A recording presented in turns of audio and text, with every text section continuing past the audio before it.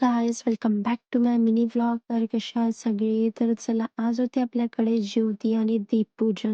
तर याचं असते आमच्याकडे कवळी. कवळी म्हणजे आय थिंक खूप लोकांना माहिती नसेल की कवळी काय असते.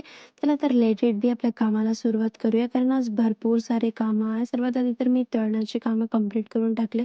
तोपर्यंत आईने पूजा केली आणि तेव्हाच माझं एक पार्सल आलं, ज्याचं मी खूप दिवसापासून वेट करत होती. आता पार्सलमध्ये काय आहे हे आपण नंतर बघू. सर्वात आधी आपले कामं कंप्लीट करून घेऊया. चला तर स्वयंपाक हा अर्धा झालेलाच होता आणि थोडा राहिलेला होता.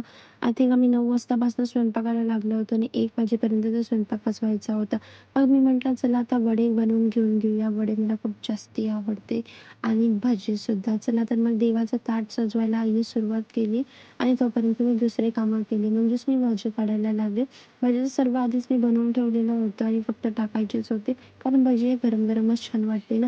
तर चला, पूजेची तयारी झाली होती आणि दीपपूजन सुद्धा बाबांनी केलं होतं. पूजा खूप मस्त झालेली होती.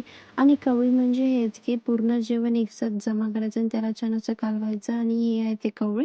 चला तर आता आपल्या पार्सलला ओपन करूया. तर हे पार्सल आहे हर्बल लाईफचं, जे मी आधी पण घ्यायची, पण आता पुन्हा मी सुरू करते कारण मी झाली आहे मोटू.